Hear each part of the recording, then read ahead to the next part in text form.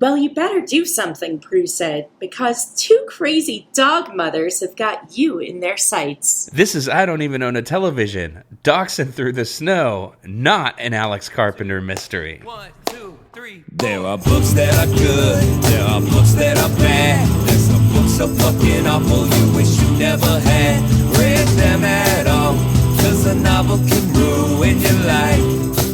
Hey buddy, I don't even own a television. All right, greetings everyone. Welcome to I Don't Even Own a Television. It's a podcast about bad books where we're all going to hell. Wait, I'm not. I'm a nice lady. Well, my name is J.W. Extremely sorry we picked this book, Friedman. And with me, as always... Click, click, boom, and bow, wow, wow, yippee-yo, yippee-yay, everybody. I'm Chris Collision, but you can call me Roxanne St. Clair, and turn on the green light to welcome our guest, Stef. Stef, say hi to the nice people. Hi, everybody. I'm Jay's friend, Stefanie Gray, and I'm here to talk about this terrible book. Ooh, I get a special intro. She's my friend, Collision, not yours. I'll be Chris's friend after this. I don't have any friends. Hey, there's nothing to fear. We're all friends here. Well, inside the Dogmothers' lair. I was going to say, if I don't have any friends, could that be a project the Dogmothers could take on? I don't know, because I'm still not sure exactly what a dogmother is. Anyone have any ideas? Well, they're not actually mentioned until the end of the book. Like, Dogmothers is not mentioned until, like, page 120 out of 150. And it seems like they're conniving to get involved in everybody's lives, whether you like it or not. I think one thing we can be sure about is there are some crafty, elderly ladies who just want to make people's lives better through means of subterfuge. Yeah, so this is sort of a Mary Worth in book form kind of thing. Ooh, where good call. There's some kindly elders who are just waiting for an opportunity to get their medal on, I'd say. And these two crafty ladies are known as the Dogmothers. And savvy listeners will have realized already what I think it took me a couple hundred pages to realize is we should not have started with this one. Because we are about 12 episodes deep into a deep continuity series. Yeah, and this is a spin-off of the deep continuity series called Dogfathers. Right. And yes, it does use the logo. And I mean, yeah, as mentioned previously by Stef off mic, there's a lot of assumed knowledge here, of which none of us possess any. That's why they don't describe anything in the book. It's all dialogue, no descriptions of anything happening around them.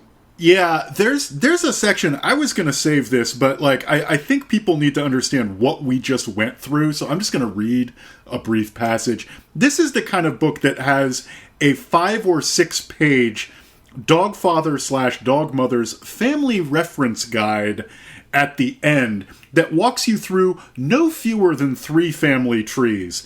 Now, because I love you all, that's not the part I'm going to read.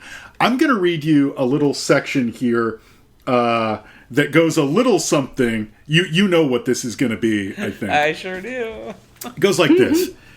He smirked a little as his dad, Uncle Liam, and his mom, Aunt Andy, came over with wee Fee, as they called baby Fiona, toddling between them in a green velvet dress. They started talking about the elf parade. Then Shane and Chloe came over with Connor. We need an elf parade in Bitter Bark, Andy said. It sure would be easier than driving to Holly Hills every year. Yeah, Liam agreed. Chloe, you should talk to your aunt. If Mayor Wilkins gets behind the idea, it'll happen. ...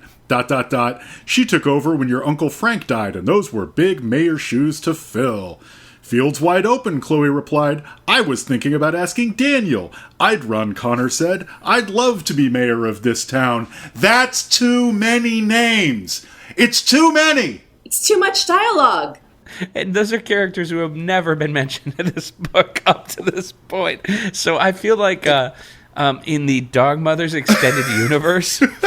as some people like to call it, we've jumped like right in part way through. Like we started with the Attack of the Clones or whatever the fuck it's called. Yeah.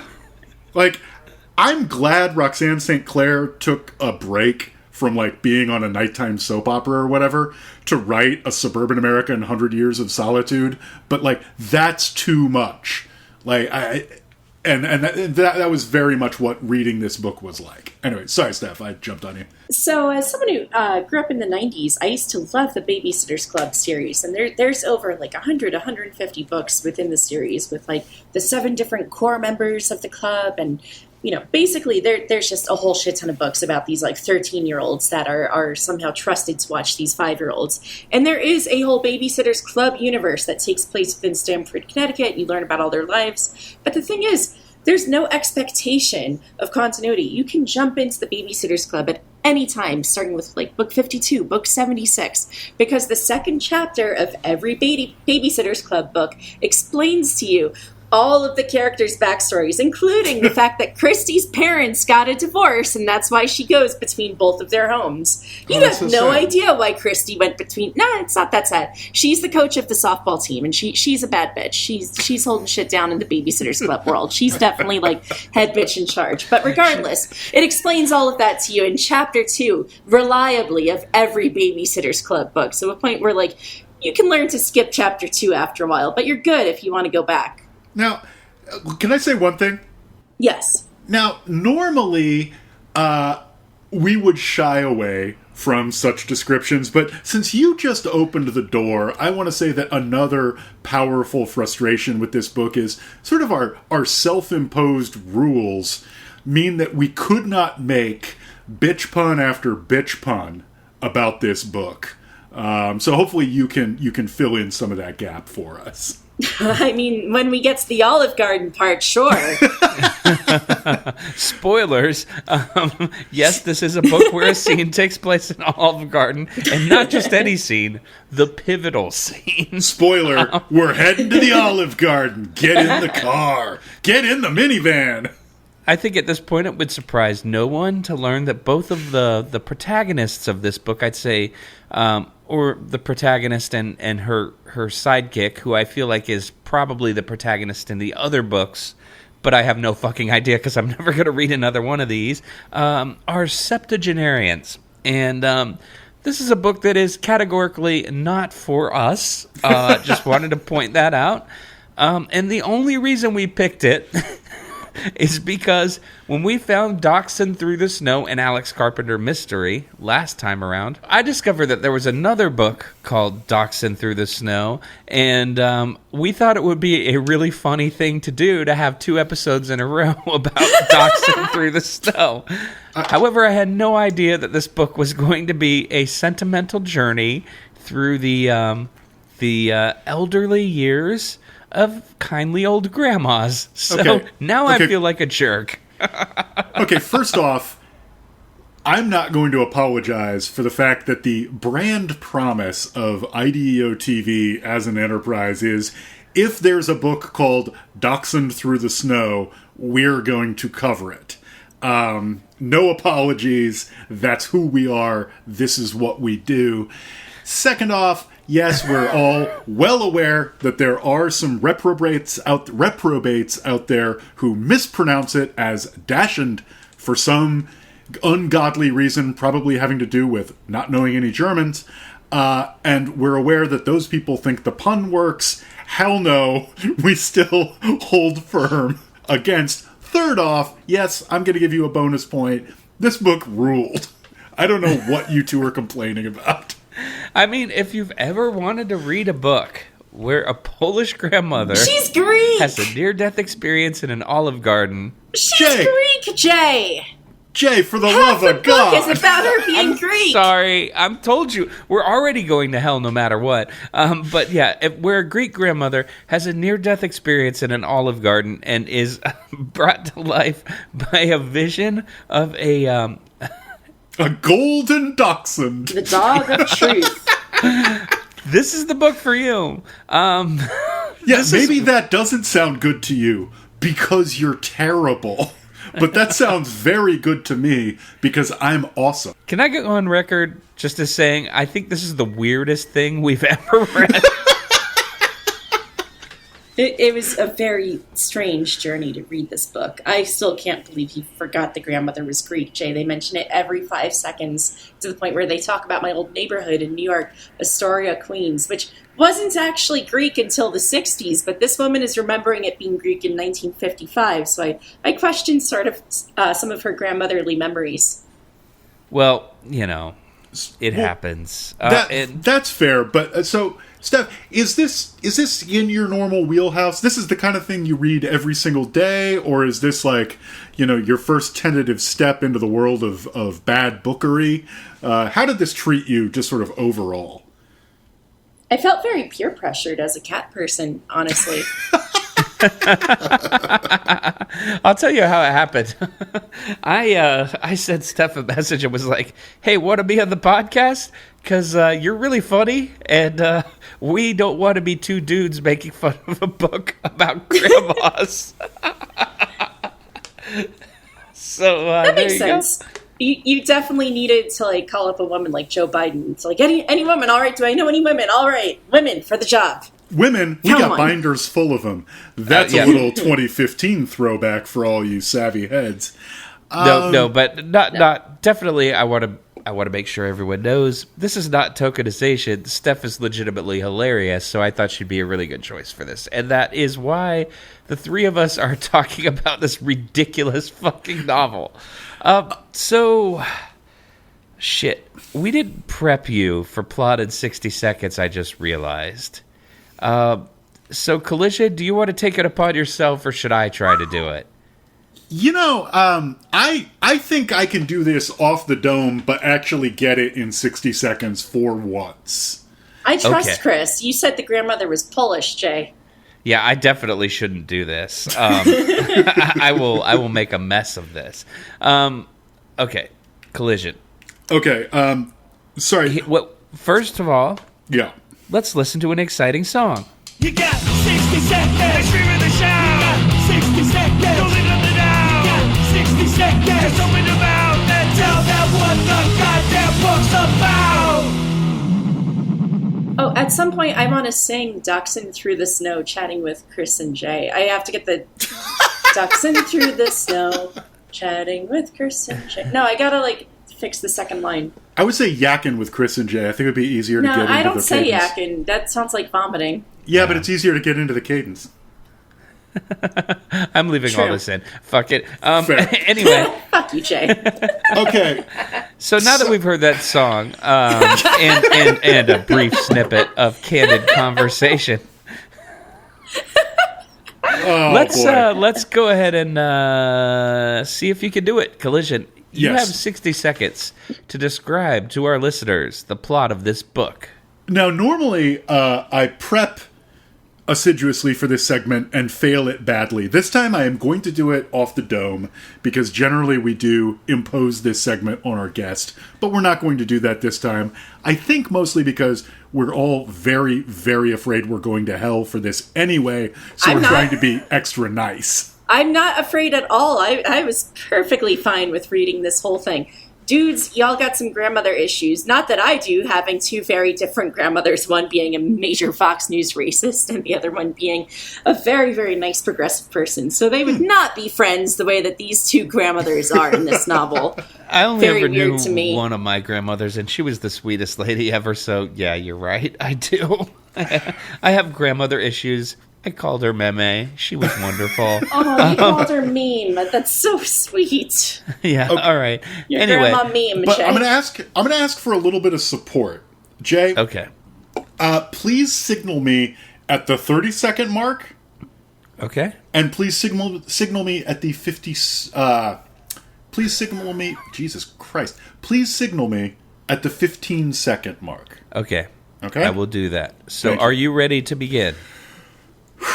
In no way, but I'm gonna give her hell. Okay, well then, go. We are in the town of Bitter Bark, one of the Carolinas, and in that town we have a huge-ass Irish family that has recently married an even huger-ass Greek family. Our entree into these families are two of the matriarchs of the families, Grandma Agnes, named Yaya, or nicknamed Yaya, and Grandma Finny, I believe, for Fiona. 30 seconds. Shit, fuck, damn hell. Fiona? Prue is a high school girl who's fighting with her best friend. There's a Christmas pageant that needs a baby. Mom needs somebody to pick up the Christmas ham. Agnes needs a new dachshund because she's been having visions about this dachshund, and it's going to make her life okay. And meanwhile, Agnes is just a giant grumpy jerk to everybody, and nobody understands why. So we have to unspool a flashback of her life over the entire book. Close enough. You did it. Yay!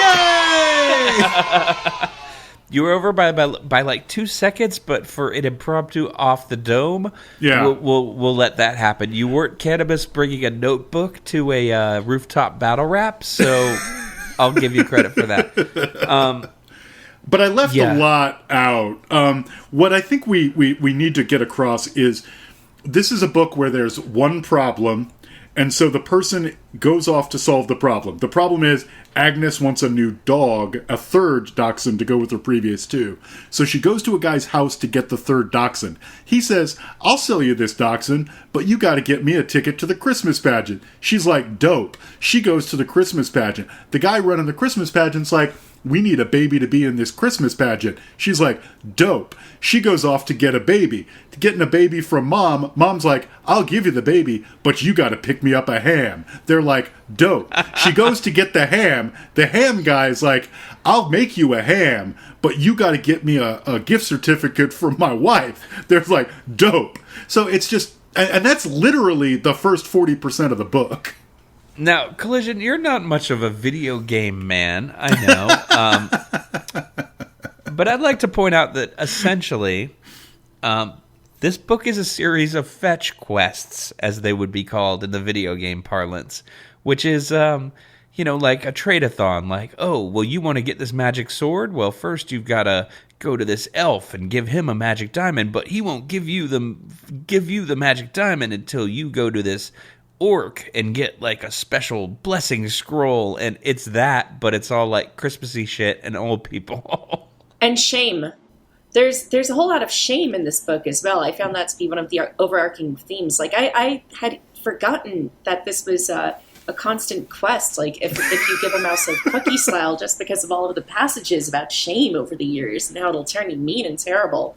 Well, so you were caught up in the backstory, the flashback. Why don't you tell us about that flashback sequence, since I apparently took this to a dark video game place?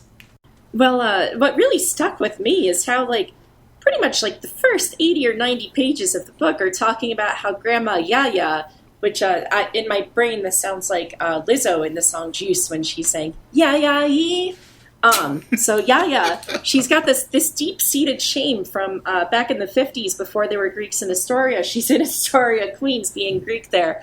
And whatever, I have a BA and MA in geography. This is my field of expertise. You want to take it up in the comments, go ahead. But so Grandma Yaya, she hates herself deeply, and apparently this makes her a very mean woman later in life. And it's all because she fell for this asshole named Norman. This slick-talking, blonde-haired, blue-eyed salesman, Mr. Aryan over here in the 50s, he falls in love with her. Actually, she falls in love with him. She's only 18 years old and, goes off to stay at some hotel in Philadelphia with him instead of shacking up with the Greek dude who she's betrothed to. And, it turns out that this asshole was married the whole time and just stringing her along, which she has no idea about until the wife shows up to the hotel in Philly. And she feels this horrible, deep-seated shame about it. But, she's 18 and this dude tricked her. What the hell, man? She's taking it out on herself. Yeah, there's a lot of self-hatred that's really unnecessary because she was completely and totally taken advantage of. Yeah, this guy sucks. Yeah, not only was she completely taken advantage of by Norman Anderson, and there's a hint that this book might not be aimed squarely at the Stef, Jay, and Collision demographic, when the only visual comparison that's offered is that Norman Anderson looks exactly like Tab Hunter. Now, for the millennials listening, no, that's not you when you've got too much open in Chrome and you're looking for what's playing music. No, that's an actor from the 60s. Yeah, Tab Hunter is a very, very strange cultural reference to just, like, fucking bust out with. May I please read that passage? Yes, read a passage. So this is actually definitely one of the sexier moments of the book. I gotta say, I give you mad credit for finding anything sexy in this book. All right, here's where we got that Tab Hunter line. The bathroom door opened and steam rolled out warm and wet, and there stood Norman in his bathrobe, also warm and wet. Boom! He wiped a towel over his hair, which looked darker, setting off the blue of his eyes. Would she ever get tired of looking at a man as handsome as that movie star and Chrome extension, Tab Hunter?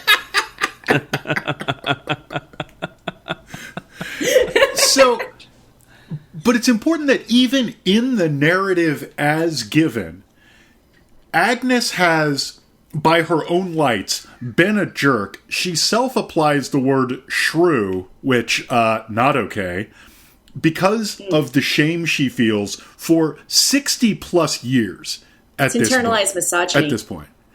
And, exactly, internalized misogyny. But even in the narrative as given, she comes home and says, I made a terrible mistake and ran off with a bounder. Turned out he was married, and I could not feel worse about it. And the man that her family had picked for her to hook up with is like, everybody makes mistakes. As a taller, handsomer man, I love you and forgive you and want to spend the rest of my life with you.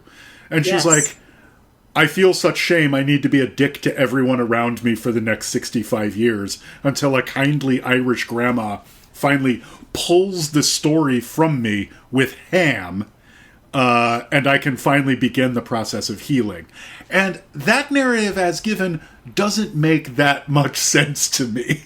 What happens essentially is you get a chapter of Fetch Quest, which is like, oh, I'm going here to finally, because it's very important. We haven't even mentioned this whole story kind of revolves around a MacGuffin, which is a dachshund that she sees during a near-death experience, whose name is Charisse, which is Greek for grace, and it means that this dog represents forgiveness, and if she finds this dog, she can finally come to terms with the shame she's feeling. And she finds a similar dog in the newspaper, and that's where this fetch quest begins, because she goes there and the guy's like, oh, you need this, and then she goes to get this, and another person is like, oh, you need that. So you get about 2 chapters of her like searching for the MacGuffin that she needs to progress to the next step of the fetch quest. And then whenever she and the other grandmother are alone, they have a little discussion about backstory. And she didn't work any of this out while married to the dude either, even though he totally didn't judge from day one. So it sounds probably to you listening like there's not much at stake in all of this. It sounds kind of, oh, somebody needs a gift certificate, somebody needs a ham, somebody needs a live baby for their Christmas pageant play. Maybe that doesn't sound huge to you. This book has stakes as high as any novel ever written. Here is something from Yaya's internal monologue. She was going to hell. It was so clear now. Like, what is at stake is the status of her immortal soul. And only this vision of a dachshund can save her. Jay, you said off mic that this might be the weirdest fucking book we've ever read. Oh, that was on mic, but yes. Elaborate. It's just, I feel like if I were very religious, maybe it wouldn't feel as weird. But, I'm not. I'm a mostly secular Jew. heaven and hell don't factor into my thought process on a regular basis.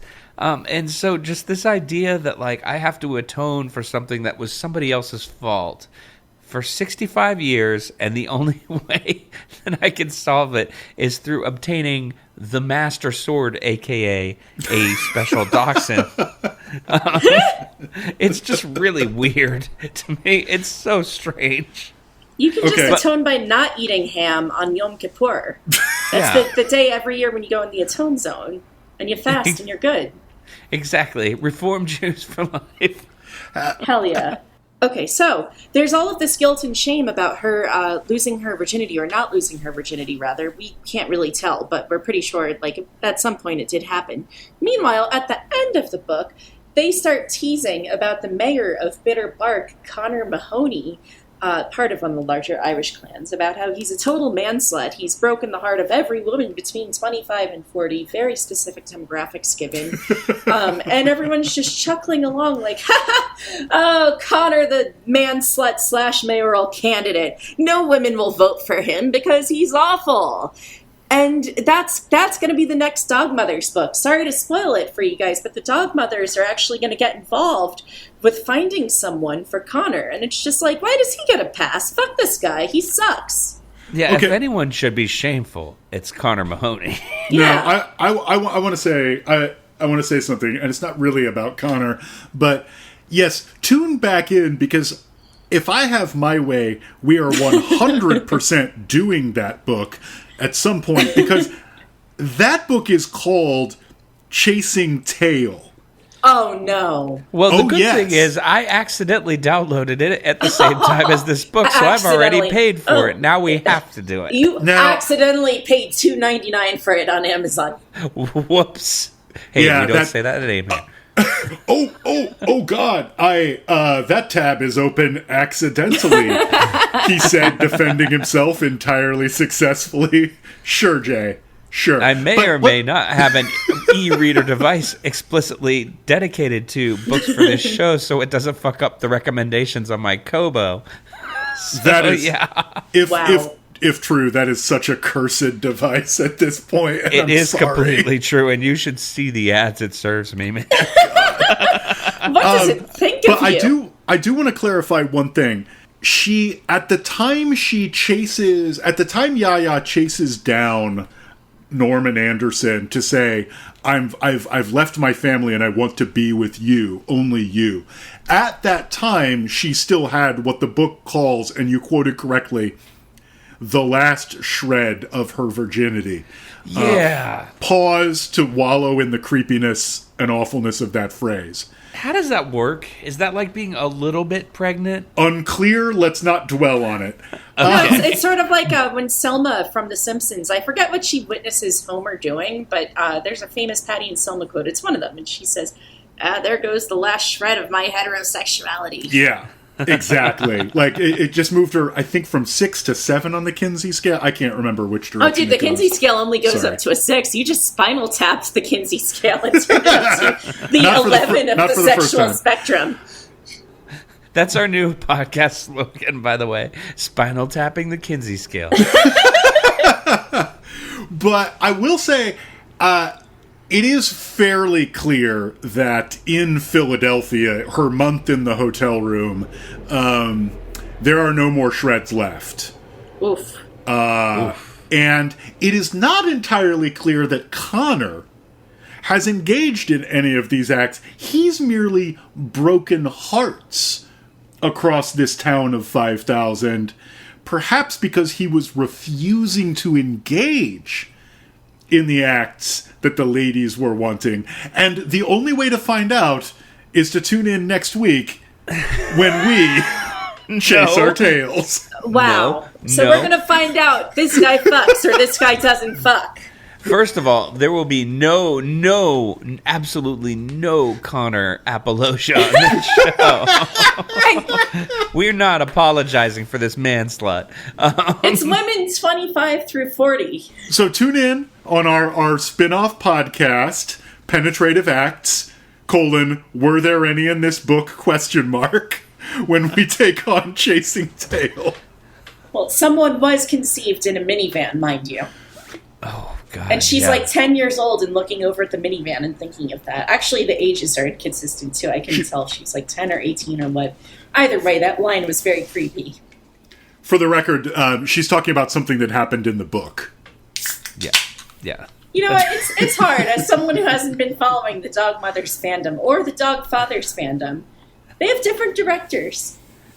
Do you think there's a fandom for these books? Yes, because I found the Facebook group that's mentioned at the end of the book, and you can't join unless you tell them what your favorite book is. So I lied and said this one.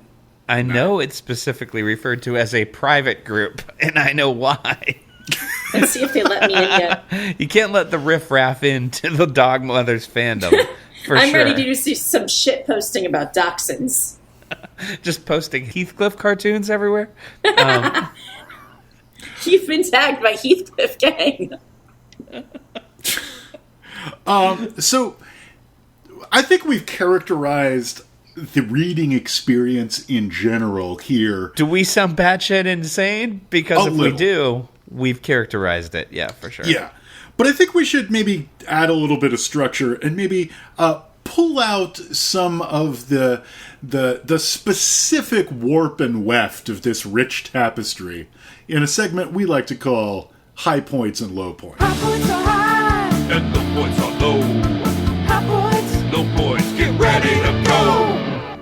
Okay, so we like to do the old managerial compliment sandwich, like, hey, you're doing really good, you're here every day on time, but, your work sucks, you have body odor, but hey, I want to say, by the way, that last report you turned in was just great. Anyway, thanks for doing your one-on-one. I'll see you next week. So we do it like that. We go round robin style. High point, low point, high point. So Dachshund Through the Snow. We've identified some areas for improvement. Yeah, exactly. Like, maybe you could stop being so weird and full of guilt and shame. Anyway, we always like to start with our guest, and we start with high points. So, Steph, if you could elaborate on what your first high point of this book would be, we'd appreciate it. I'd have to go ahead and say the line on page 84. Who knows why men do anything? They can't be trusted. I highlighted this line because we're pretty sure that Roxanne St. Clair might be a dude. Jay looked up some info in which the author of the Dogfathers and subsequent Dogmothers series, it might actually just be some guy posing as Roxanne St. Clair. And the Facebook group backs this up because it's a dude in the photo, just some real-life guy with an Irish rover where it says Roxanne St. Clair. Yes, it's a very beautiful dog with gorgeous ginger fur, but I'm just saying, I think it's very funny that there's a line in here about not being able to trust men because I don't fully trust that this author isn't male. You're telling me that you think somebody purporting to be named Roxanne St. Clair might not be fully on the up and up. I mean, I don't have to put on the red light, but I am. I don't want to blow up my own spot too much, but I am 95% sure that's the name of an actual porn actress. I wouldn't doubt it. I wanted to point that out. But yeah, I had a really hard time with this because apparently Roxanne St. Clair is quite prolific. And I think the Dogfathers series is definitely written by a woman named Roxanne St. Clair. However, the Dogmothers series, I think, might be farmed out to a man. It's a weird sexual thing. Yeah, it's very hard to... this rabbit hole goes deep. I invite those at home to do your own research, see what you can figure out. But yeah, I'm 90% sure this book, at least, was written by a man purporting to be an 80-something-year-old woman. So, yeah. And I'm going to break a rule that I have established for myself. If there is an archive of our own section devoted to these books, please do at me. Because that is something I would be interested to discover. Yeah, for sure. Collision, your first high point. So my first high point is, I believe we've mentioned that there's a daisy chain, if you will, of needs that our plucky threesome have to fulfill to get what they want. And as part of that, we encounter the following. They walked in silence down the side street. They passed Bone Appetit, the dog treat store that Prue's cousin Ella ran, and Friends with Dogs, the grooming shop that her Aunt Darcy owned. Both of these were sealed up tight for the holiday. The last shop was Bob's, and Prue reached it first. "Mom is not going to be happy," she said as she stared at the sign that said, "Bitter Bark Butcher, let us meet your needs." Look, they're shopping in the Pun District, and I am here for it. Oh, I love that neighborhood. The Pun District. The Pun District. It's great because they finally left Astoria. They left New York City. And I kept thinking Bitter Bark was within, like, the greater tri-state area. Then again, the Olive Garden scene takes place in Florida, so, you never know what you're in for. Well, as much like 95% of Olive Gardens, it takes place in Florida. Yeah. Yes, and I just want to say real quick concerning the geography of this book. I like how when she's living in Astoria, she's like, I would walk all the way to New York City. Astoria's in New York City. There's a bridge to Manhattan right there. Though? I've done the walk. Yes, it's within the 5 boroughs proper. Is it, though? I lived in Astoria for 3 years. Fuck off, Jude. It's totally part of New York City. It's within the 5 boroughs proper. So, there's a bridge right there. You can walk. I've done it from Astoria, Queens to Manhattan, which is the city proper. It's quite easy. It's the bridge mentioned in the 59th Street Bridge song by Simon and Garfunkel. So you can totally just walk across it as long as you say hello to the lampposts and you're feeling groovy. I am not a New Yorker, and I mean that culturally, of course.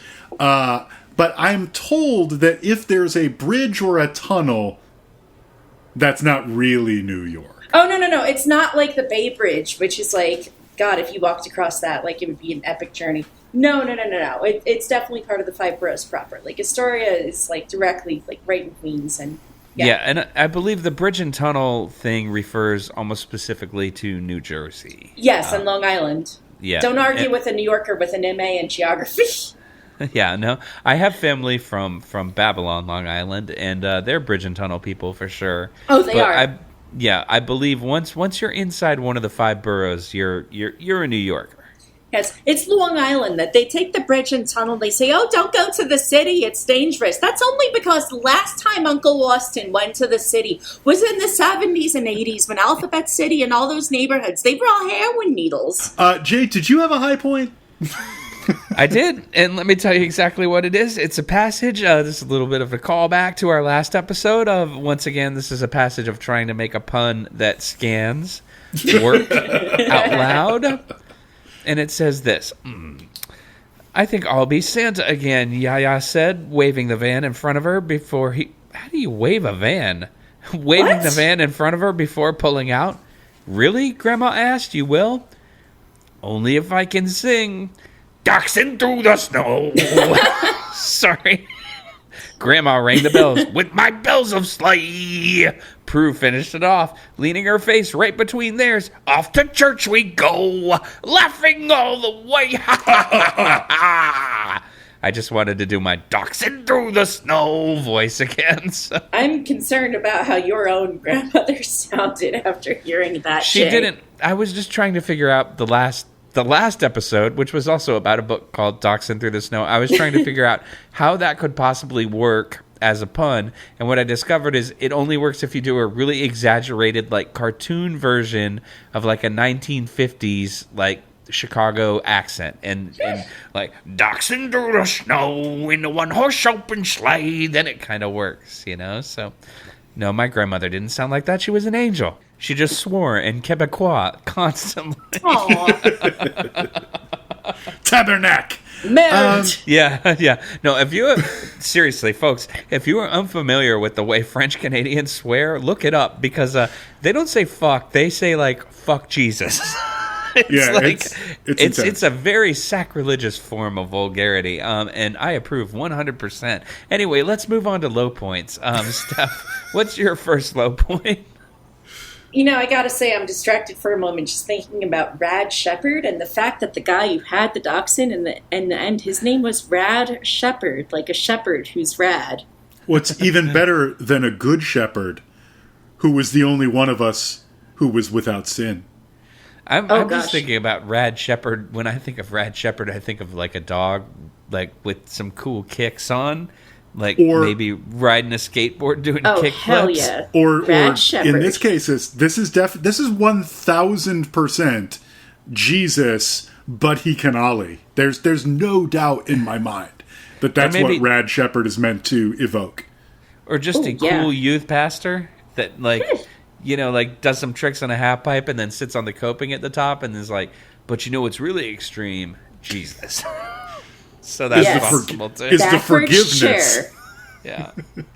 Anyway, sorry, Steph. Didn't mean to step on your toes. Low point. Oh, man. I gotta say the low point is definitely the end. After the build-up and after the whole near-death experience and everything and nearly going to heaven while the Dog of Truth is trying to lead her there, they end up back at the house. And there's God knows how many dogs. That's the actual passage that are all gathered in the living room. And as somebody who's very allergic to dogs, I just want to know if I got to pop a Zyrtec before I go over there. I just need to know the quantity of dogs. I love dogs very much, but please just inform me about the quantity before I'm there for your big Christmas occasion. I would just really appreciate that. And then also just all of the self-hatred. That was so many different low points. But there was a good passage about that. You'll have another chance here because we're coming back for another low point. So your first low point essentially is God only knows how many dogs will be there, if I'm correct. Yes. So, Collision, how about your first low point? I'm going to get sneezy. Sometimes you log on as Shafeezy. What? Collision, what were you saying? Is this the Beach Boys explaining that there's an unknown quantity of dogs at the party? That's exactly what it was. God only knows how many dogs will be there. And yet, some people still say we don't cater to every known fetish on this show. Wait, is there like a weird Beach Boys dog fetish that I don't know about? What is that, Rule 37? Yeah, don't answer that. Don't add us, please. Collision. I'm just guessing at least 3 listeners started to write an email. Okay, so we haven't really talked too much about this, but teenager Prudence has a through line where she's having a big fight with her BFF, Tegan. This is a result of a falling out they had at the ornament decorating station. And in the course of this interaction, Tegan was dismissive of their existing plans to exchange Christmas presents, and we get the following moment. Prue's mom says, "Oh, that's right, you need to grab Tegan's gift you left in the break room." And Prue responds, "I don't need it now." No, Prue, that is not okay. A gift is a gift. A gift is not something you withhold in exchange for being treated a certain way. A gift is not sex. It is something different. When you decide to give someone a gift, you follow through on it, even if you're fighting. And that was upsetting to me. You angrily shove it in the person's face and say, "I got this for you anyway, asshole." Yeah, drive the guilt in. Yes, yeah, and then you've got the high road. Exactly. Yes. Take that moral high road. I guess my low point is that, like, I don't know. I've never lived in Astoria, so I don't know how it was. But I have a feeling people in Astoria, Queens, don't magically, like, just...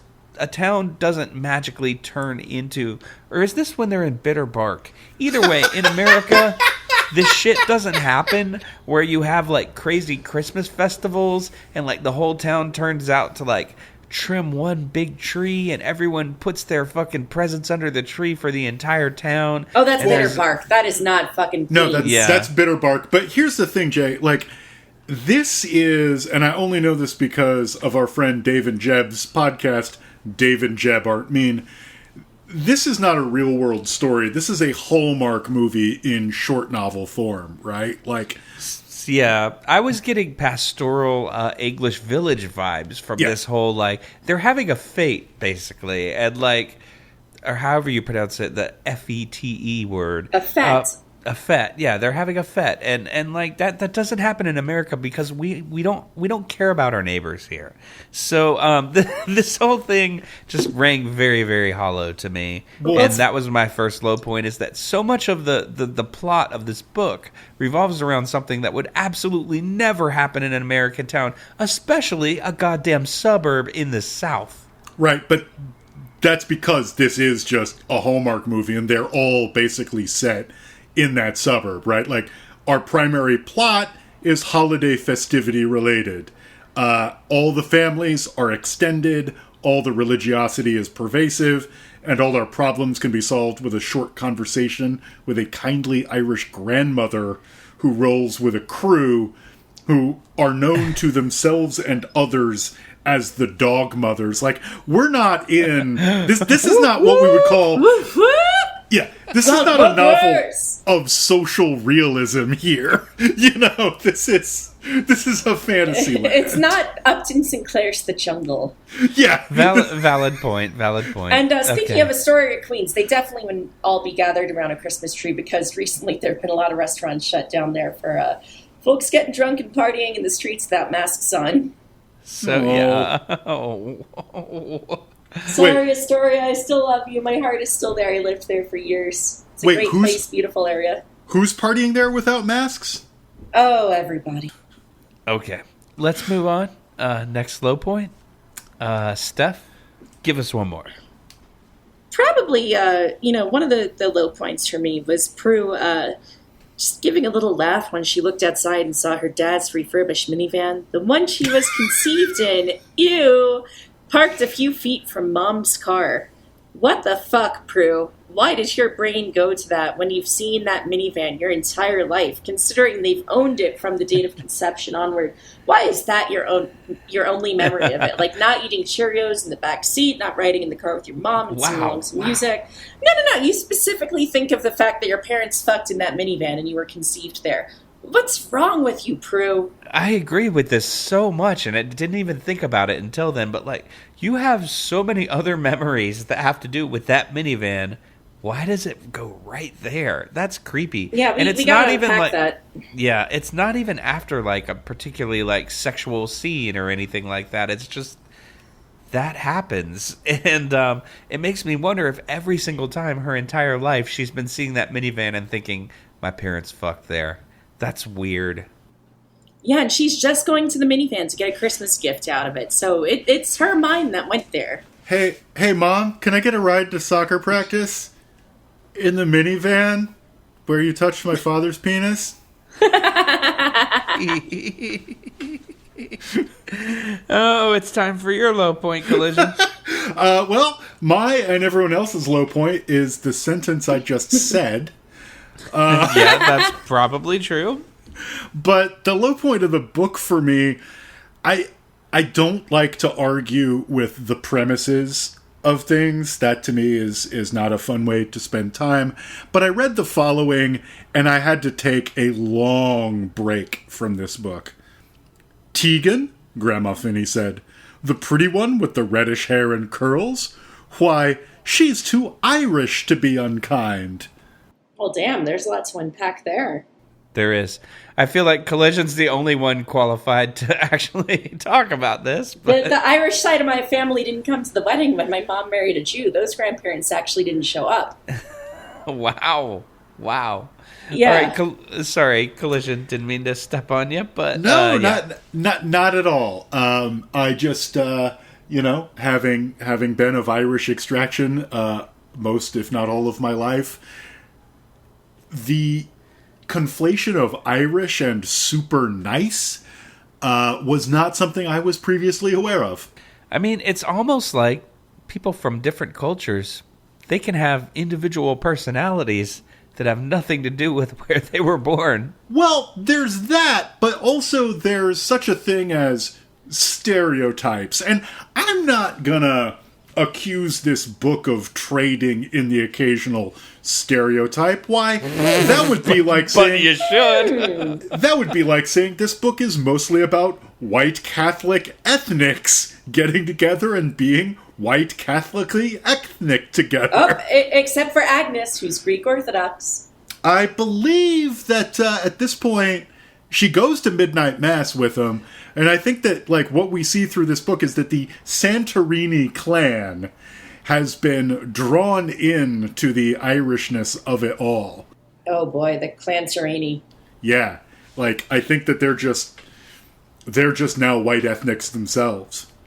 Oh gosh, that reminds me of my landlord in Astoria, Daniel Mahoney, who was an extremely racist former cop. Who would constantly wait. An extremely racist former cop named Daniel Mahoney. I refuse to believe this. Did he also like donuts? Oh, gosh. I can imagine he probably did. But he'd always make jokes like hey, don't let the cats outside. There's a Chinese restaurant across the street. They might get eaten. Oh, fuck that dude. I mean, I just want to say one thing about that. He sounds too Irish to be mean.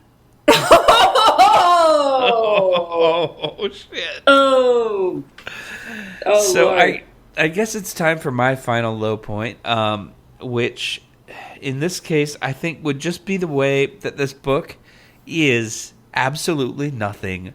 And I mean, you alluded to it earlier when you said Hallmark collision, but this is pure treacle. Like, there's absolutely nothing to it but empty sentimentality and like the weird kind of, there's some religious guilt that goes there, but there's a big redemption at the end, and like this book exists for absolutely no reason than to try to get you to cry at the last page in the cheapest way possible.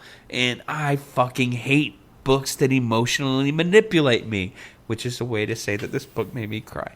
All right, anyway. Okay, well, I just want to say, if you didn't cry until the last page, you're a buster, because I personally cried when Yaya finally gets her dachshund and realizes she has to give it away to the little girl whose father left her family on Christmas Eve saying, "Fuck all of you, I hate you all." And the only thing the little girl wants in the entire world is that dachshund. And like, I'm not ashamed to admit that I teared up during that. That was the page I meant. I forgot that's not the last page. It goes on. Yeah, we are. Yes, I am weak. I'm super weak. Like I got to that page. I didn't just weep a little. I was like, but she wanted that dachshund so much. Well, I'm glad that happened, because the rest of the book before that, it was fucking weird how badly she wanted the dachshund, and she was on some Cruella de Vil shit. So, it's at true. least that clarified everything. It's almost like she had a teacher that said, like, I'm like an alcoholic, but for dachshunds. I'm a doxaholic. I guess that's actually a really good point. Sorry. She already has 2 dachshunds at this point. Peggy and Gala. If we can learn anything from this book, it's one thing. And that's that if somebody expresses a desire for a dachshund, they've got something very, very serious going on in the background. Yeah, it's dark. Yeah, so second high point. This is going to be really hard after we've just spent this long ripping this book to shreds, but we're going to have to do it. And I think for me, the second high point, honestly, is going to be the weird kind of friendship schism between Prue and her friend Tegan, just because I do remember going through stuff like that as a teenager around this age. I believe she's about to graduate junior high and move into high school. And I do remember like feeling like shameful or guilty about things I did and to my friends, and then deciding that the best way to express that was just to ignore them or pretend like we were never friends at the beginning. And, things would always resolve afterwards. But I felt like, this book was obviously written by somebody older, and I feel like they really nailed that, and that surprised me. So I think that's probably my second high point, was that tiny little subplot really kind of did resound and feel pretty real to me. Nice. Well, Jay, I just want to reassure you, you are human. And when you think about something you did that was very, very human, You take all your self-loathing out on the people who love you the most. That is a direct quote from Grandma Finney on page 68. It's true. Grandma Finney, who exists as essentially a human fortune cookie. Like, she's just there to, like, fucking, like, give you, like, a cheap-ass fucking, like, two-line fucking homonym that's gonna, homily, that's gonna make everything all right. I realize I just went incredibly out of order, though. So, Steph, what's your second high point? Oh man, my second high point, and I should have put this as the first high point. This is honestly my favorite part of the book. So they're at a Jewish deli called Kaplan's, and honestly, as I'm half Irish, half Jewish, I love the representation that I'm getting all throughout this book. I know what you're about to read. There's a clock with dill pickle hands. I love it. I want it so much. It's got the words, "It's always time for pickles," in the middle of the face. I have never wanted a background item from a book so badly as I want this fucking dill pickle clock. I had the same feeling, and I so wish I would have made a note of it because, you know, maybe if they'll let me in their secret fandom, I'm really hoping that those already exist and are marketed because I feel like I have the perfect place for it in my kitchen. And I super want that clock too. Okay. I'm pending in the Facebook group right now, so I'll let you know. But it just reminds me of there's this Tyler the Creator song where he says, "I'm the man with the pickle plan, you know, the dill." And that's it. This is my pickle plan. It's to get this clock.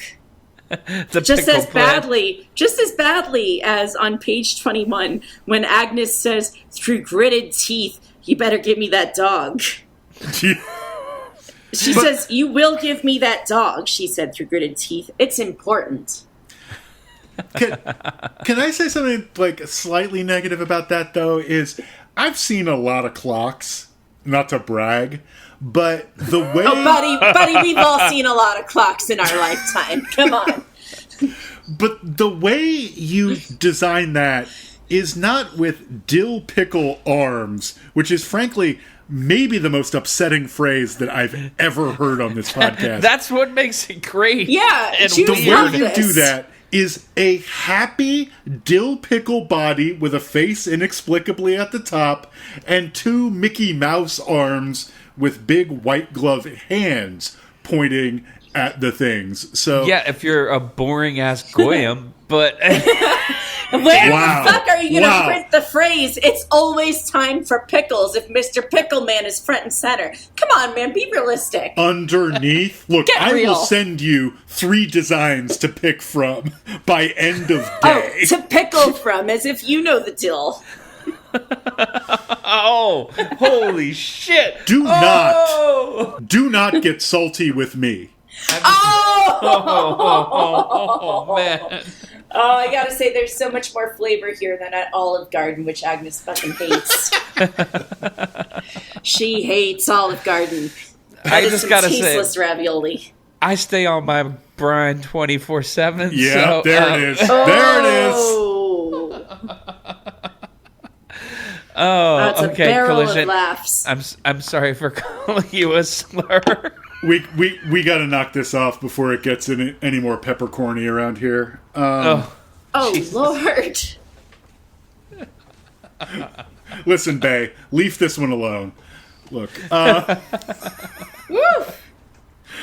I guess I owe a high point? I don't even know. Yeah, who knows? This shit has gone bonkers. Shit has gone bonkers over here. We've lost control. We have. Oh, man. All I can think about now is that really good Reuben I had yesterday. So Collision. Final high point. Man, that was another Vlasic digression for us. Anyway. See, people say we only digress about hardcore bands. But we could digress about pickles for, I just checked the timer, 5 minutes? No Several problem. minutes, yeah. So, this actually kind of calls back to something we were talking about earlier. I do think, like, a lot of the psychology and the characterization in this book is pretty good. And I think, Steph, you said this off air, but I think it's exactly right, and we should talk about it, or at least note it. This book is mostly dialogue. There's no description. It really does think you've read the entire Dogfather series have been so enchanted with the dog-like fun and frenzy of it all that you followed it into the Dogmother cul-de-sac. So there's no description, it's all dialogue, but I gotta be honest, most, I will not say all, but most of that dialogue is pretty fun and pretty well crafted, and at the very least, Finny sounds like an Irish lady. She definitely rockets over kindly into saintly about 8 times too often. But she genuinely sounds, oi, toy, toy, toy, toy, toy, toy, take him away, boys. Like, she sounds Irish. And, like, Agnes, and we'll get to this a little bit later, Yaya sounds fucking mean. Like, every time she starts talking, Grandma Finny is like, whoa, do you want to pump the brakes there before you get punched? And it's pretty good. Like, I really enjoyed the dialogue in this book.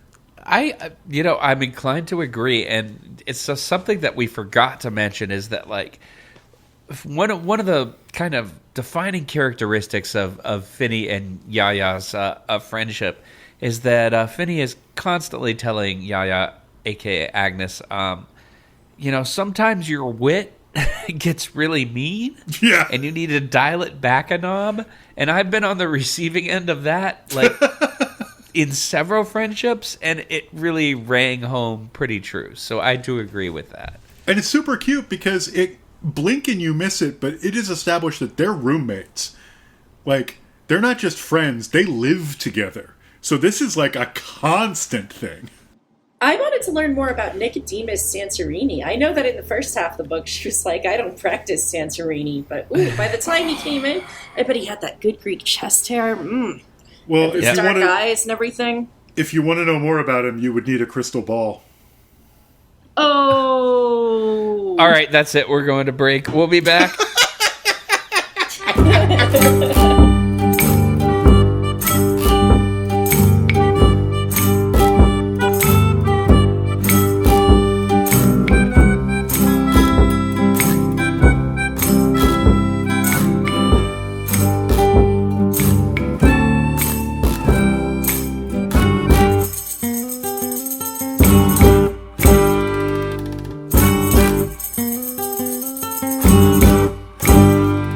Okay, we're back. Don't steal my line. All right, we're back. This is the segment of the show where we play some games. And the first game, I think, is going to be the most... I don't even know how to put this. It's going to be the most life-affirming, dog-related segment in podcasting history. This is dramatic reading. Dramatic readings. We're gonna make it sound important. Dramatic readings. Yeah, I got some words for you.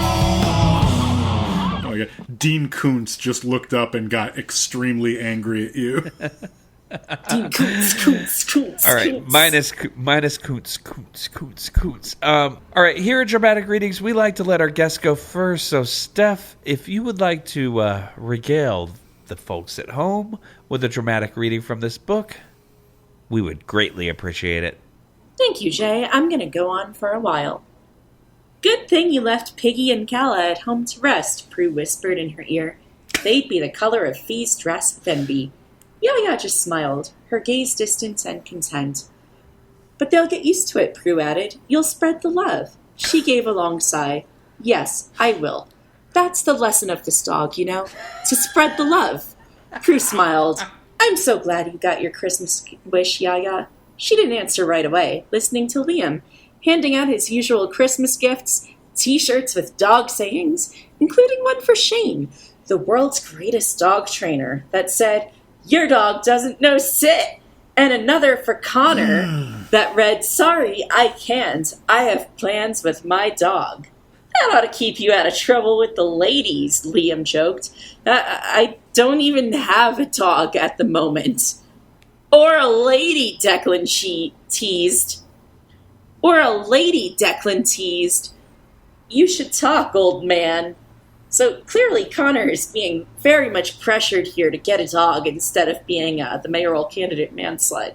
He's being given this shirt that says, "Sorry, I can't. I have plans with my dog," despite not having a dog. Meanwhile, the Dogmothers are setting their sights on him. So Connor is in for a lot in the next book. Connor is systematically and comprehensively being owned, which I have to say fits my understanding of an Irish family much, much better than the "oh, she's too nice to be," or "she's too Irish to be mean" comment we heard earlier, you know? Oh, same. I mean, my mother is why I know the phrase Irish temper. Yeah, exactly. It's like, Connor, come in here. It's your turn in the barrel, laddie. My mother grew up going to Catholic school in Brooklyn in the 60s, and the nuns used to make her go cry in the plants. Yeah. And now she's taking it out on all of us. Why? Because she doesn't have a Greek friend who can sit her down. Friend. Yeah, exactly. That's why Judd Apatow made that movie, Get Him to the Greek. It was about introducing Russell Brand to a Greek friend so that he'd be less of an asshole. That's the best excuse for a horrible movie I've ever heard. All right, so let's do these in good, bad, good fashion, which has me going next in terms of the dramatic reading. Okay. And let's take a deep dive into Agnes' backstory time. Swagness! Yeah, the swagness of defeat. "What's the matter, Agnes?" Linda Jurgensen leaned her skinny 77-year-old frame against Agnes's arm. "You don't look so good today." "I'm damn near 80, Linda." Actually, a little past, but none of her Golden Girl pals needed to know that. "How good can I look?" The truth was, Agnes felt like hell today, and had very little interest in the weekly luncheon her canasta team seemed to love. She hadn't slept due to indigestion, had a headache that could kill a cow, and now she was forced to eat a lunch cooked by pimply-faced teenage boys using a can of tomato sauce shipped from a corporate office. Not how a good restaurant ran. Not how she and Nick had run Santorini's. "You are a little pale, Barbara. I'll stop any fight before it happens," Riley chimed in. "Did you skip your rouge?" "No one calls it rouge anymore, Barbara. You're giving away your old age," Agnes shot back. "And no, I didn't skip it." Carol Burns looked up from her usual examination of every single breadstick in the basket, as if there was some kind of prize for getting the best one. "You just missed Ted," she said.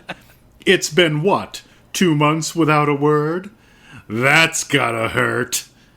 "Oh, what the hell!" She plucked one stick in each hand.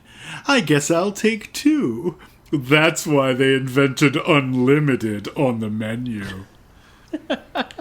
"If I'm pale, it's because I hate chain restaurants." "But this is Olive Garden!" Linda looked scandalized. "We can all agree on Italian." Agnes rolled her eyes. "We can all agree that the food is trash and the service sucks." "Agnes!" Barbara chided her. "It's not about the food. This is canasta team bonding time. You want a bond? Eat the Alfredo sauce. It's made of Elmer's glue, or at least that's what it tastes like. That'll bond you up but good." More like butt good. Oh! Agnes got jokes. Steph got jokes. Swagness! Swagness. There's so many jokes happening that I hate to bring it into serious territory. But I think I do, because immediately after this, Agnes has a heart attack at the Olive Garden. And And BTB. But she's just thankful she didn't go face down in the shitty ravioli, and she points that out specifically. yes. Because before she sees the dog of truth in the near-death sequence, she's kind of, shitty and mean a little bit. I'm sorry, Jay. Don't spoil my dramatic reading. Yeah. Okay, cut that part out. Cut out where I said a bunch of bullshit. No, we're keeping all of it. Okay. Olive Garden. God damn it. When you're here, you're experiencing heart failure. All right. So you're at the Olive Garden, and you've just had a heart attack. Here's your internal monologue. Worst improv prompt ever. And then a gorilla gets in the cab. All right. Anyway, sorry. So this is it? This is what all the fuss is about? A big fat black hole of blackness? She knew all the clouds and angels were a bunch of crap. She knew it. No harps, no pearly gates, no stinking light at the end of the tunnel, no reason to wallow in guilt and shame because it was all over. Or was it? Agnes pushed up and started to move forward in the darkness, not walking exactly, but, well, yeah, floating, with no idea where she was going or why. At least the pain stopped. All of it, actually. Her old back didn't ache. Her dry eyes didn't burn. And her right knee felt like someone had magically removed all of the arthritis that made it scream with every step. That was nice. But everything else was nothing. Was this what the other place was then? Just nothing? Guess that beat. A noise cracked and echoed. A sharp, sudden, loud bark? No, that couldn't have been what she heard. She took a few more steps, her arms out like a blind person, vaguely aware that whatever was around her, it wasn't air, was like a blanket made of satin and peace. Yes, this all felt rather... There it was again. Definitely a bark, or someone calling out with a very low voice. She turned, but it was just as black back there, and all around her. There was nothing, just something brushed her leg, and she opened her mouth to scream, but no noise came out. No air either. She wasn't breathing, but it didn't matter. She bent over slowly and reached down, her hands suddenly hitting something small and wiggly and furry. Was this Gala? No. Much too thin to be Piggy. She wanted to say the dog's names, but she couldn't make a sound. She couldn't see. She couldn't... Good heavens. Her feet were not touching anything. Was she flying? The dog barked again. An instinct made Agnes close her fist around her collar and let him lead her. Somewhere. For a long time, it was just more blackness. They walked. Maybe glided, maybe floated. She didn't know, and honestly, she didn't care. The air was sweet and gentle, and the whole place was dark, but like sheer contentment wrapped around her.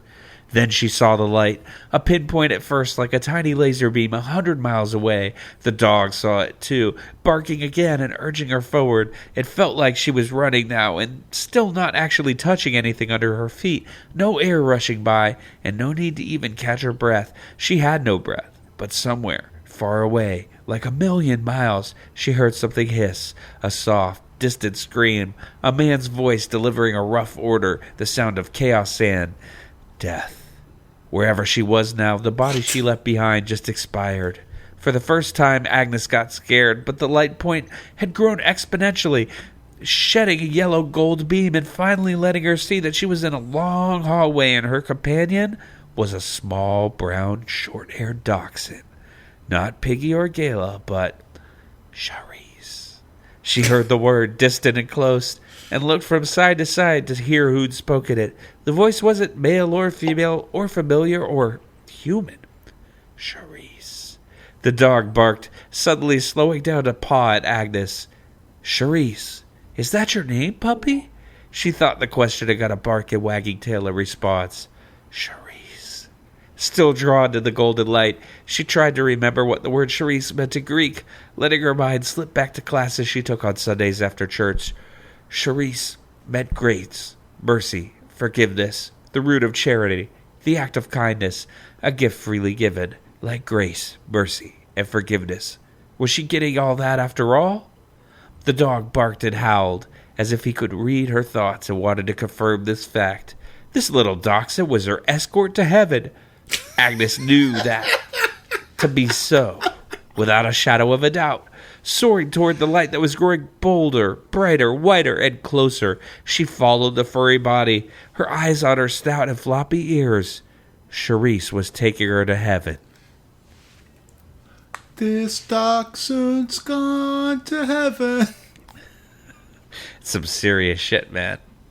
Can we all sing that for a second? This dachshund's gone to heaven. This dachshund's gone to heaven. Jake, you can layer it and make us harmonize beautifully. I can't. You can't? That sucks. Down. There was a dog. Burr. He was long and kind of furry. Down. He had short hair. Burr. And he saved my soul. This dachshund's gone to heaven. All right. Anyway. So, yeah. That was pretty serious. Dog of truth. The dog of truth. And that's the dog of truth, Ruth. So that was, I took dramatic reading pretty seriously this time around. I mean, I think it's high time we read a book that answers the pressing question, are dogs angels? With a resounding yes. Yeah, do all dogs go to heaven? Whoa, good question. And, again, resounding yes. Next question. There's dogs that have dubious jobs. Yeah, I was going to say, all dogs go to heaven except for cop dogs, like in the last book we read. The last book we read was all about, had golden retrievers that, like, fucking busted people for marijuana, and fuck those dogs. But Charisse going to heaven for sure. Who let the dogs out of the possibility of salvation? Ooh, good point. Good lord. This shit got really heavy. Let's do another game. I need to ask my dog father about all of this. Let's do If This Were a Song. Here is some music. The sound just has some words, but not a melody and no rhythm at all. It's playing out with me, so we read all along. But it's probably wrong. It got us think about what if this were a song. What would it sound like? All right, so one thing we like to do on this show is, digress a bunch about music. And we haven't done a lot of that this time, but it's about time to do that. So if this book here, Dachshund Through the Snow, were a song, I think we need to figure out what song exactly it would be. Popular or not popular, I will not go first. So, Collision, why don't you start us off? I hate to do it, but I'm gonna do it. It's dogs barking jingle bells. Wow. Like on one of those cheesy sampler keyboards? Yes, exactly where you that. just sample it once. Like, Yeah, that's a whole album. and it gets longer or slower depending on how high or low you move up and down the keyboard. Yeah, it's the same bark, but pitch shifted over and over again. Cool. All right, how about you, Steph? I gotta say, Dog Days Are Over by Florence and the Machine. Even though Yaya's dog days have still just begun. Ooh. That's a good one. Thank you. I looked on Spotify for dog so that I would stop thinking of No, Who Let the don't. Dogs Out, which I had expected Chris to say Who Let the Dogs Out. And then also, for some reason, I have the song from BoJack Horseman stuck in my head of Who's That Dog? Mr. Peanut Butter, who's that dog?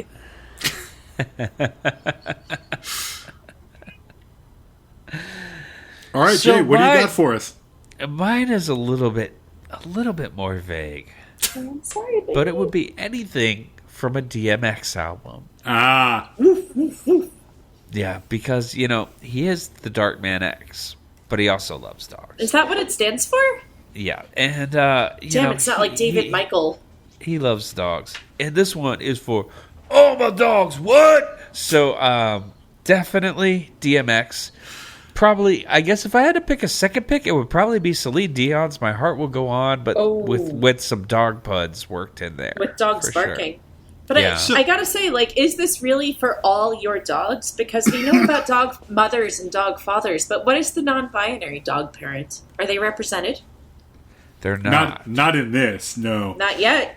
Yeah. Not yet. Not until I expand this universe.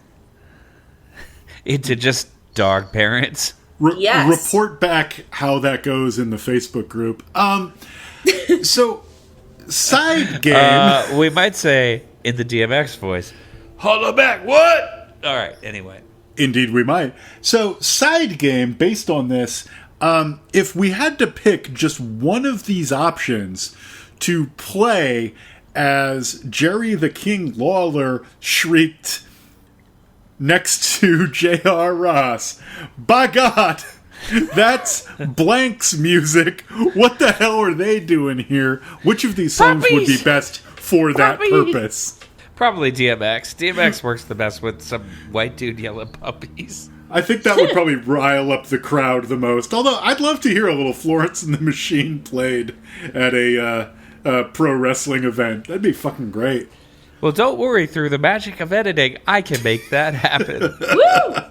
There's also the song Dogs Were Barking by the New York City Russian punk band Gogol Bordello. Ooh, good call. Yeah, it's a great song about a big wedding. Everyone's drunk and dogs are barking. That actually sounds pretty much like it could be the soundtrack to this book. Oh, yeah. Yeah, actually, I mean, this book, yeah, now that you mention it, I've seen Gogol Bordello live. And while there are no actual grandmas in this band, they do have a song called Start Wearing Purple, which I really associate with grandmas. And there could be some dogs barking all throughout that song. It would be great. That's the track that comes right before it on their album Gypsy Punks. Yep. This book very much is a sequel to My Big Fat Greek-Irish Wedding. Like, that much is very clear. All right, well, now that we've gotten all that seriousness out of our system, the DMX references and whatnot. Oh, my God. It's time to get a little frivolous, and we're going to do a game here called What Is Your Fave? So here's some music. What is your fave? What is your fave? When you're presented with a list of options, what is your fave? All right, so Roxanne St. Clair, who may or may not be one person, may or may not be a man or a woman or otherwise, or may not be an entire group of people dedicated to writing schmaltzy books about dogs under one pen name. The Dogmothers. Maybe Roxanne, maybe the real Roxanne, maybe Roxanne Shante. I was just going to say, the bridge is over. Yeah, the bridge is over. But, yeah. There's two series here. They overlap. There's the main series, The Dogfathers. We didn't read any of the Dogfathers books. We read a Dogmothers book. Feminism. However, I have a list of both Dogfathers and Dogmothers books. And I'd like to ask both of you to tell me what your fave is. So I'm going to read them to you. What is your fave title of a dog parent book? Is it Sit, Stay, Beg, New Leash on Life, Yes, Leader of the Pack, heard that one before, Santa Paws is Coming to Town, fuck off, Bad to the Bone, Rough Around the Edges, Ooh. Double Dog Dare, and I lost the place in the book. What the fuck just happened? Sounds like the book got off the leash, Jay. It did. Like this. Oh shit! It's because I think I'm about to accidentally buy another dog. All right. Double Dog Dare. Bark, the Herald Angels Sing. Oh, No. Hard no. Hell Old no. Dog, New Tricks. Hot Under the Collar. 3 Dog Night. As opposed to the Alex Carpenter mystery, 1 Dog Night, which left me in hysterics last episode. Or Dachshund Through the Snow. Or perhaps, in italics, many more to come. Damn. I gotta say, New Leash on Life, man. I'm feeling that. That is some really positive vibes. It's clever, too. It's clever. I want to say 2 things. One, we've got it wrong. I just looked it up because I'm that guy. It's Andy Carpenter. Do not add us.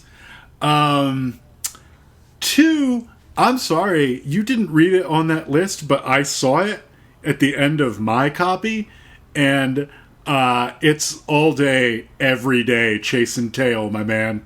So come back. Chasing tail. Come back next week. It's not even out yet. Come back next week. We're gonna get to the bottom of this.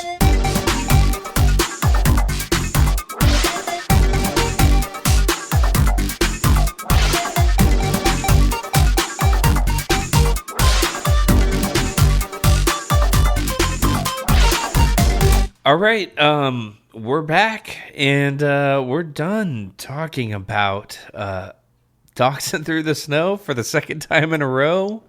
Yo. I feel like we're just getting started. Let's do it all over again. Starting up. Hi, this is I Don't Even Own a Television. We go back, Jack, do it again. This dog is long and brown. This is I Don't Even Own a Television, the show where we only talk about books named Dachshund Through the Snow.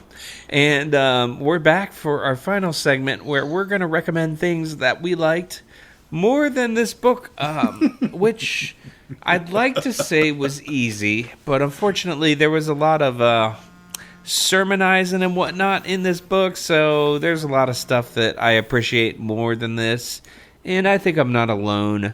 So let's go ahead and let's play the recommendation song right now. Not only venom and spite, sometimes with sweetness and light, and we always end the episode by telling you about a thing we like. Recommendations. All right, so recommendations. We recommend things that we enjoy that are not this book, and I guess I'm gonna go first.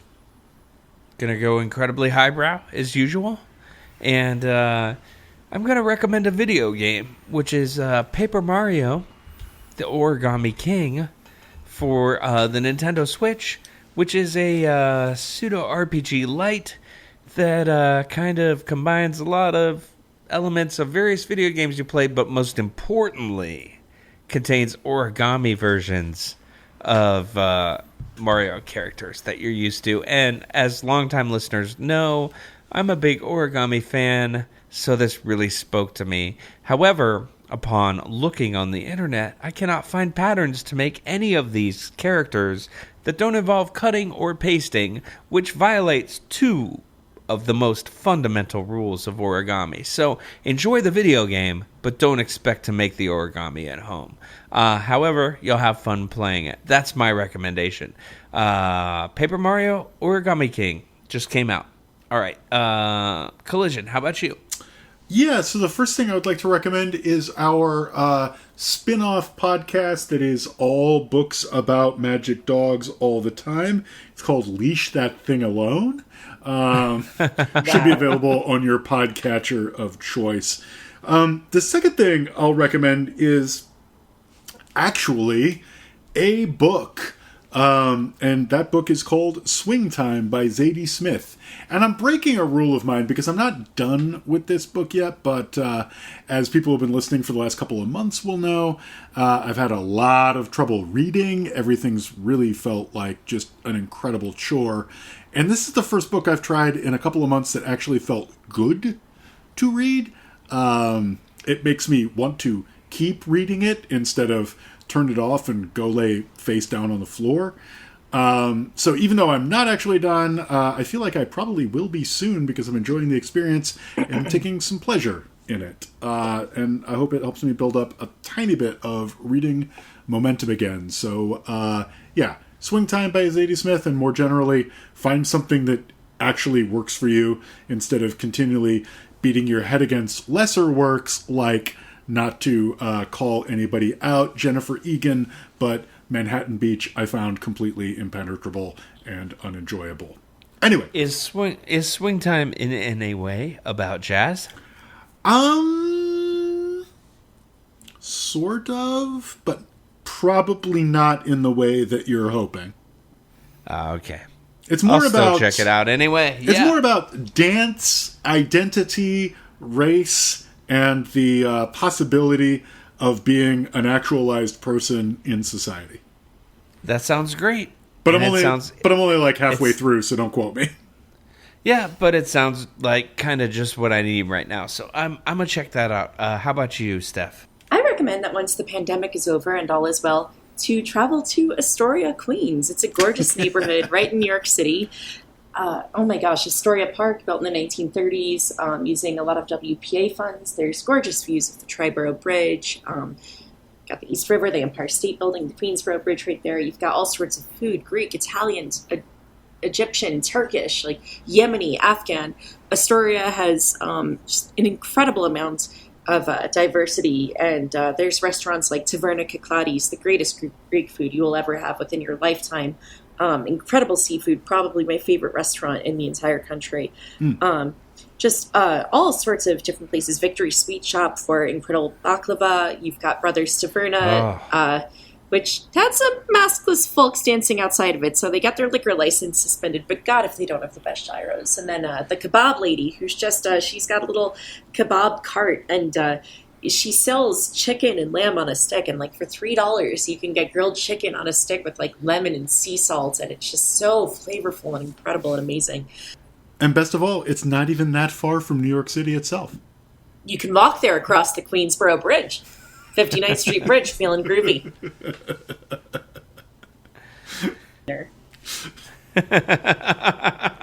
All right, everyone. Thank you so much for listening. We will see you next time. And until then, don't ride a dachshund. They're far more fragile than they look. Their little backs couldn't hang on to it, or couldn't hold up to it.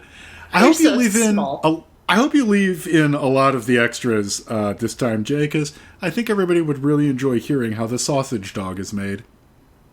Wow. Okay. Wow. All right. And with that, a fond adieu, and we will see you next time. Thank you.